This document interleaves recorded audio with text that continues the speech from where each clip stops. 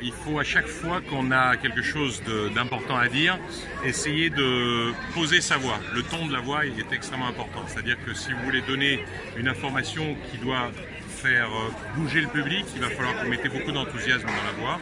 Et donc pour ça, il va falloir à un moment donné, pas crier, mais monter le ton. Essayer, parce que le micro, il amplifie. Donc crier ne sert à rien. Au contraire, même ça va faire l'effet inverse. C'est-à-dire que vous allez demander quelque chose à quelqu'un en criant, et ça va l'agresser. En revanche, si vous montez le ton et montez la voix ou changer de rythme et accélérer le rythme en amenant tout ça vers un nom. Et vous donnez le nom de l'athlète, comme Kevin Mayer, c'est pas très difficile. Et Kevin Mayer, il n'y a pas besoin de le crier. Kevin Mayer, vous dites ça assez fort, et tout de suite, ça enchaîne et ça vous voilà.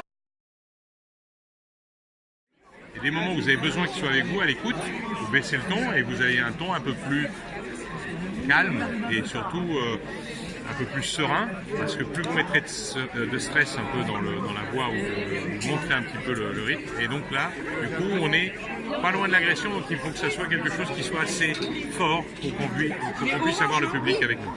Bon. Sinon, donc dans ce cas-là, il faut ramener le calme et avoir une voix un peu plus sereine, un peu plus calme. Et là, c'est ce qu'on appelle les changements de rythme, qui permet justement aux personnes d'écouter ou de soutenir un athlète. De ça, il y a des moments de silence aussi, parce que la voix, c'est pas que la voix, c'est aussi ce qui va ponctuer la voix. C'est-à-dire que si vous voulez dire quelque chose de très important, il faut s'arrêter. Donc du coup, comme il n'y a plus de bruit, les gens sont étonnés, ils sont en train de parler tout à coup. Et effectivement, ils écoutent. Et là, vous placez votre message, qui est important, vous le ponctuez, vous le finissez, et vous relaissez encore un moment de silence. Et ça rentre. Moduler la voix, c'est un travail. Alors, les voix des garçons sont graves, les voix des filles, quand elles les poussent, sont dans les aigus, donc il faut essayer de pas trop aller là-dedans parce que ça peut être un peu agressif. Et les garçons qui vont crier, c'est pas intéressant non plus.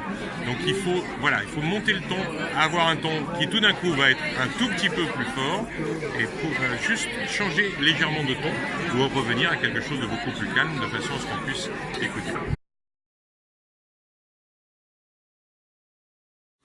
Ça se prépare avec tous les 3 jours, il y a des meetings. Donc tous les 3 jours, on doit s'intéresser à ce qui se fait. On reprend des stats, on essaye de... Voilà, et plus on lit de choses, plus on les intègre. Et ensuite de ça, sur les dernières semaines, on travaillera plus facilement. Bon, notre rêve, c'est de vous y voir, on ne sait jamais, peut-être. Sinon, l'année prochaine, au Decastar. Si ce n'est pas le cas, ça sera au Decastar ou d'autres épreuves. Il y a les championnats d'Europe d'athlétisme en France l'an prochain, après les Jeux Olympiques à Tokyo, où on sera aussi. Donc, voilà.